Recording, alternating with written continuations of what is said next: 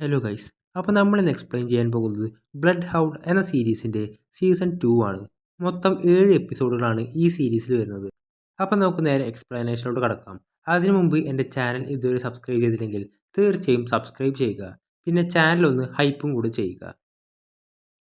ഈ എപ്പിസോഡിൻ്റെ തുടക്കത്തിൽ കാണിക്കുന്നത് മറ്റേ കത്തിക്കുത്തിൽ അവരുടെ ടീമിലുള്ള ഒരു ഓഫീസറും യൂട്ടേയും മരിച്ചിട്ടുണ്ടാവും.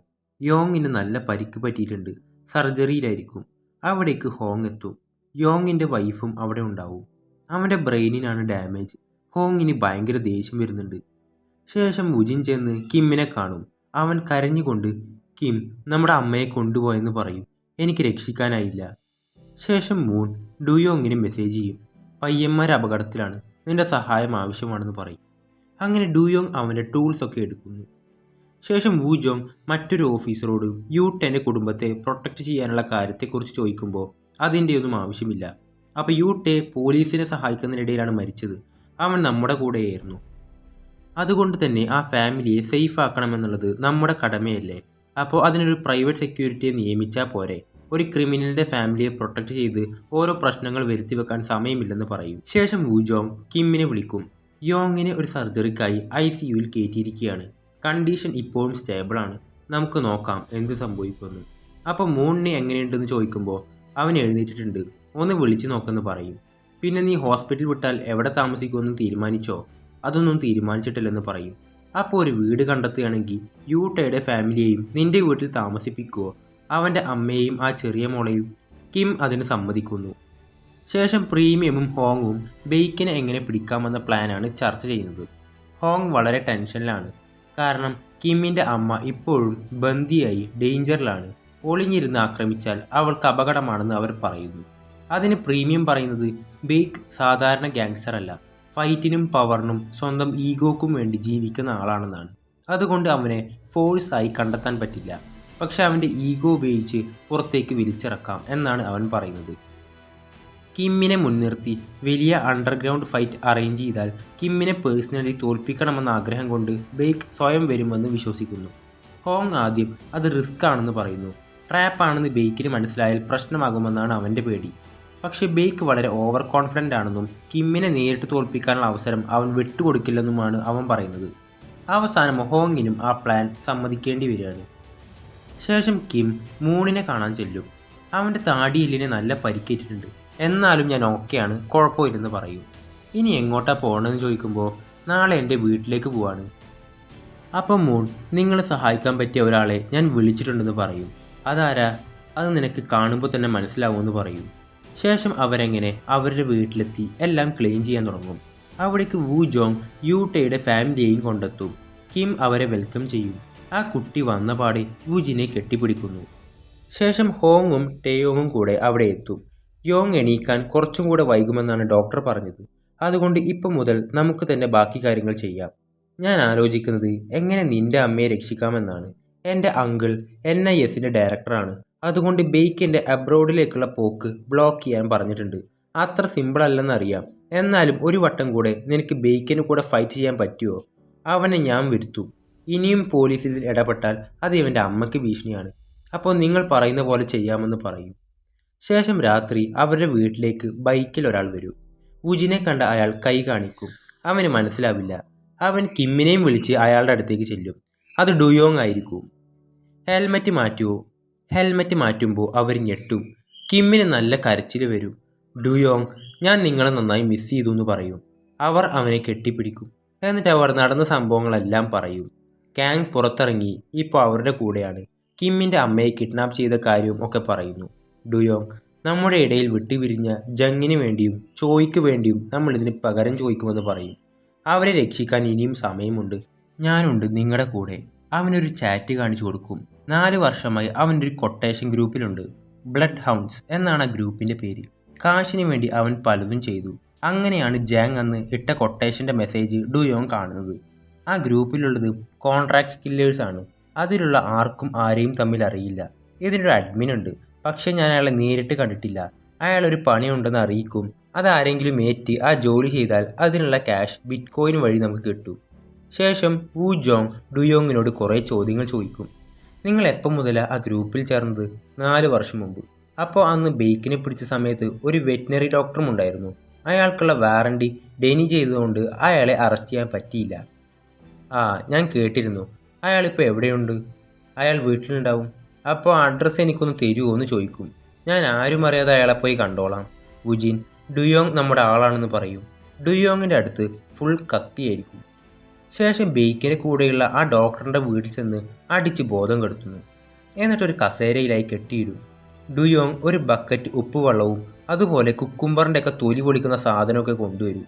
നീ എല്ലാം തുറന്നു പറയുകയാണെങ്കിൽ നിന്റെ തല മാത്രം പോവില്ല, പക്ഷെ ബാക്കിയെല്ലാം ഞാൻ എടുക്കും. എന്നിട്ട് അത് വെച്ച് അവൻ്റെ കാലിൻ്റെ തൊലി പറിച്ചെടുക്കും. എന്നിട്ട് അതിൽ ഉപ്പുവെള്ളം വെച്ച് തേമ്പും. വേദന സഹിക്കാൻ പറ്റാതെ അയാൾ പൊളയും. ശേഷം ബെയ്ക്കും ഗ്യാങ്ങും എയർപോർട്ടിൽ എത്തിയിട്ടുണ്ടാവും. അവിടെ ഒന്ന് നിരീക്ഷിക്കാൻ ജാങ് ഇറങ്ങും. അവിടെയുള്ള പല ആൾക്കാരും പോലീസാണെന്ന് അവന് മനസ്സിലാവും. അവർ ജാങ്ങിനെ അന്വേഷിച്ചിട്ടാണ് അവിടെ എത്തിയിരിക്കുന്നത്. ജാങ് വന്ന് നാഷണൽ ഇൻ്റലിജൻസ് ഇവരൊക്കെ ഇവിടെയുണ്ട്, ഇനി എന്ത് ചെയ്യുമെന്ന് ചോദിക്കുമ്പോൾ ഇനി സംഭവം നടക്കൂലാട്ടോ എന്ന് പറയുമ്പോൾ ബെയ്ക്ക് കഴുത്തിന് പിടിക്കും. ഒരുമാതിരി മറ്റേ വർത്താനം പറയരുത്, നീയല്ല പറഞ്ഞത് ഇതൊക്കെ പറ്റുമെന്ന്, എന്നെ ചതിക്കാൻ നോക്കിയാൽ നിൻ്റെ അച്ഛനെയും അമ്മയെയും ഞാൻ കൊല്ലുമെന്ന് പറയും. ശേഷം വുജിൻ ഹോങ്ങിനോട് ബെയ്ക്കിൻ്റെ കൂടെ ഫൈറ്റ് ചെയ്യാൻ ഞാനും കിമ്മിൻ്റെ കൂടെ കൂടിക്കോട്ടെ എന്ന് ചോദിക്കും. എന്തായാലും അവൻ്റെ ഇഷ്ടത്തിനല്ലേ ഫൈറ്റ് നടത്തുന്നത്, അപ്പോൾ ഒരു 2-on-2 ഫൈറ്റ് തന്നെ നടത്തിക്കൂടെ? അപ്പോൾ ഞാൻ നോക്കാമെന്ന് പറയും. എന്നിട്ട് ഹോങ് ബെയ്ക്കിൻ്റെ ഫോണിൽ നിന്ന് ജാങ്ങിനെ വിളിക്കും. നിൻ്റെ അമ്മ ഇപ്പോൾ ഒരു നഴ്സിംഗ് ഹോമിലല്ലേ, പേടിക്കണ്ട, ഞങ്ങളെ ഉപദ്രവിക്കൊന്നുമില്ല. ജാങ് ഫോൺ ബെയ്ക്കിന് കൊടുക്കും. ഹോങ് നമുക്കൊരു മാച്ചും കൂടെ വെക്കാം, കിമ്മും വുജിനും ഉണ്ടാവും, നീയും കാങ്ങും 100 ബില്യൺ വോണിന് ഫൈറ്റ് ചെയ്യാം, ആര് ജയിക്കുന്നോ അതവർക്ക്. ബെയ്ക്ക് നേരെ കിമ്മിൻ്റെ അമ്മയെ പിടിച്ചു വലിച്ച് ആ സൗണ്ട് കേൾപ്പിക്കും. ഈ പറഞ്ഞ 100 ബില്യൺ വോൺ ബിറ്റ് കോയിൻ വഴി ഇപ്പോൾ അയച്ചു തട്ട്, ഇല്ലെങ്കിൽ ഇവരുടെ തല അറുത്ത് ഞാൻ കൊറിയർ അയച്ചു വരുമെന്ന് പറയും. ഹോങ് നിനക്ക് കൊറിയർ വിട്ടു പോകാൻ പറ്റാത്തത് എയർപോർട്ടിൽ നാഷണൽ ഇൻ്റലിജൻസ് ഉള്ളതുകൊണ്ടാണ്, നിനക്ക് അവരെ കൊല്ലാനുള്ള ധൈര്യം ഉണ്ടെങ്കിൽ അങ്ങ് കൊല്ലടാന്ന് പറയും. ബെയ്ക്ക് ഒരു കത്രിക എടുത്ത് അവരെ ഉപദ്രവിക്കാൻ നോക്കുമ്പോൾ ജാങ് തടയും. അപ്പോൾ പിന്നെ അവന് നേരെയാവും അത്. അപ്പോൾ എനിക്ക് കുറച്ച് ദിവസം കൂടത്താ, ഞാൻ എല്ലാം ശരിയാക്കാമെന്ന് പറയും.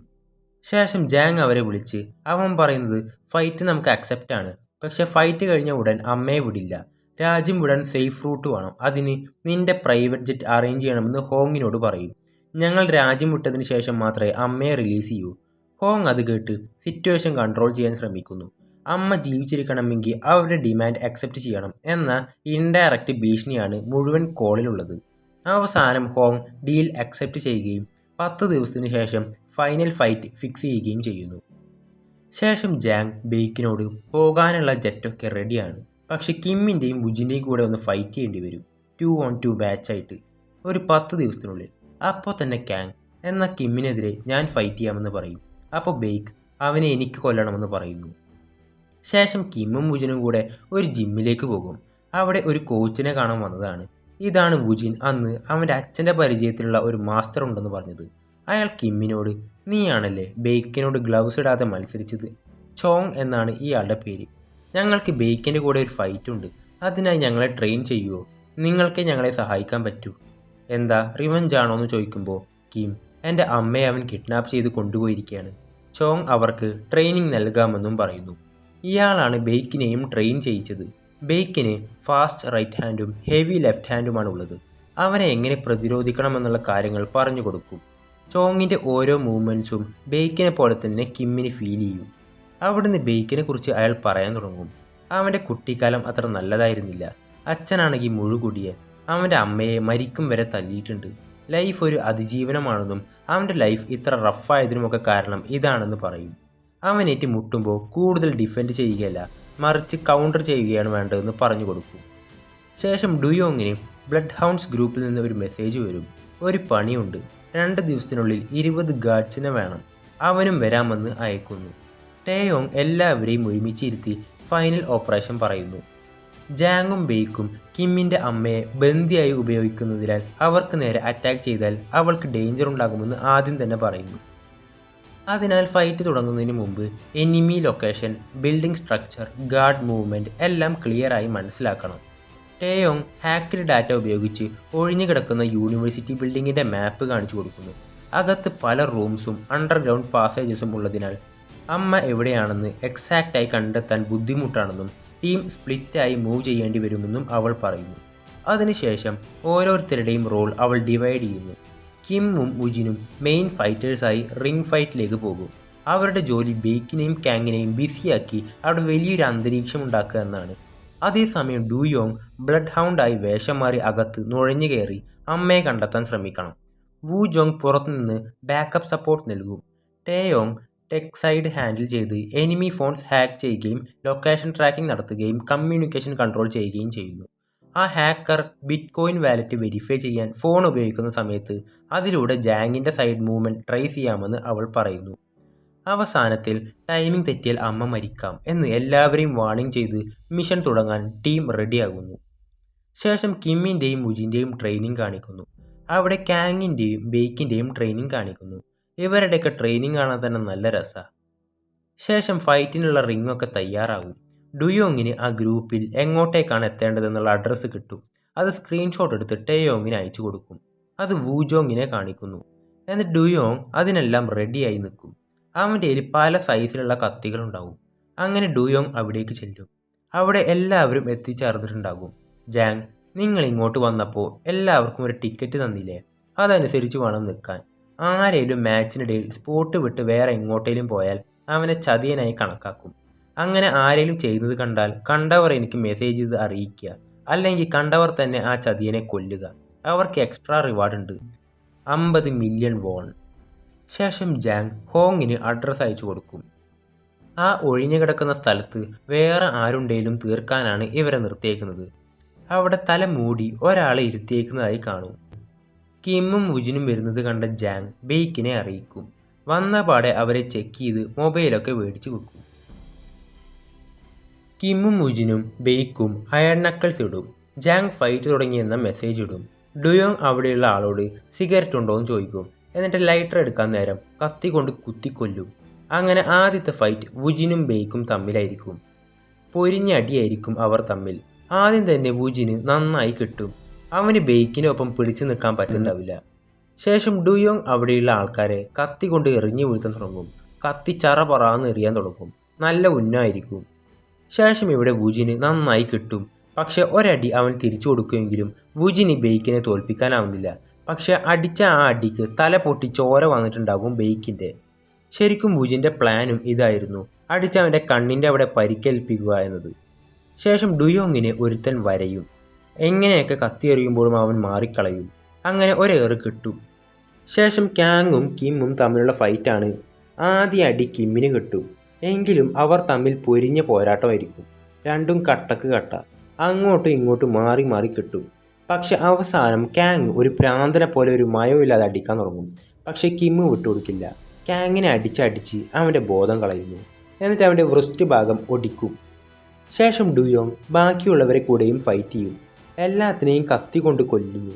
അവിടെ മുഖത്ത് തല മൂടിയിട്ടിരിക്കുന്നത് കിമ്മിൻ്റെ അമ്മയാണെന്ന് കരുതി തുറന്നു നോക്കുമ്പോൾ അത് വേറൊരു പെണ്ണാണ്. അവൾ ഡുയോങ്ങിനെ കുത്തുന്നു. പക്ഷെ ഡുയോങ് ഒറ്റ വെട്ടിൽ അവളുടെ കാര്യം തീർക്കും. പക്ഷെ ഡുയോങ്ങിന് നല്ല കുത്തേറ്റിട്ടുണ്ട്. കിമ്മിൻ്റെ അമ്മ ഇവിടെ ഇല്ലെന്ന് അവൻ വൂജോങ്ങിനെ അറിയിക്കും. ഇതിൻ്റെ ഓപ്പോസിറ്റ് ഒരു ബിൽഡിംഗ് ഉണ്ട്. വിൻഡോ ഒക്കെ കവർ ചെയ്തൊരു റൂമുണ്ട്. അവിടെ നോക്കാൻ പറയും. അതിനായി വൂജോങ് അവൻ്റെ ആൾക്കാരെ ഏൽപ്പിക്കും. ശേഷം കിമ്മും ബെയ്ക്കും തമ്മിലുള്ള ഫൈറ്റും നടക്കാൻ പോകുന്നു. വുജിൻ ഉണ്ടാക്കിയ ആ മുറിവാണ് കിമ്മിൻ്റെ ലക്ഷ്യം. അങ്ങനെ ഫൈറ്റ് തുടങ്ങി. ആ ഇടി കിട്ടിയ സ്ഥലത്തേക്ക് തന്നെ വീണ്ടും ഇടി കൊടുക്കും. എന്നിട്ട് ബെയ്ക്ക് അവൻ്റെ ഷോൾഡർ ഇടിച്ചു പൊളിക്കാൻ തുടങ്ങുന്നു. ശേഷം വൂജോങ് കിമ്മിൻ്റെ അമ്മയെ കണ്ടെത്തും. അവിടെ ജാങ് കഴുത്തിൽ കത്തി വെച്ച് ഇരിക്കുന്നുണ്ടാവും. ആ ഗണ്ണ് താഴെയിട്ടില്ലെങ്കിൽ ഞാൻ ഇവരെ കൊല്ലുമെന്ന് പറയും. വൂജോങ് ഉന്നം വെച്ച് ഒറ്റ വെടിക്ക് ജാങ്ങിൻ്റെ കഥ കഴിക്കുകയാണ്. ഇവിടെ കിം ഇപ്പോൾ ഒറ്റക്കൈ വെച്ചാണ് ഫൈറ്റ് ചെയ്യുന്നത്. അത് വെച്ച് ബെയ്ക്കിന് നന്നായി കൊടുക്കും. എന്നിട്ട് അവൻ്റെ ഷോൾഡറും അടിക്കാൻ തുടങ്ങും. ഇപ്പോൾ ബെയ്ക്കും കിമ്മും ഒറ്റക്കൈ വെച്ചാണ് അടിക്കുന്നത്. അങ്ങനെ ലാസ്റ്റ് പഞ്ചിൽ ബെയ്ക്കിൻ്റെ കൈ ഒടിയുന്നു. ആ ഫൈറ്റിൽ കിം ജയിക്കുന്നു. ശേഷം അവിടേക്ക് വൂജോങ്ങിൻ്റെ ബാക്കപ്പ് ടീം വന്ന് ബാക്കിയുള്ളവരുടെ കാര്യത്തിൽ കൂടെ തീരുമാനമാക്കും. എന്നിട്ട് അവിടെയുള്ള എല്ലാത്തിനെയും അറസ്റ്റ് ചെയ്യുന്നു.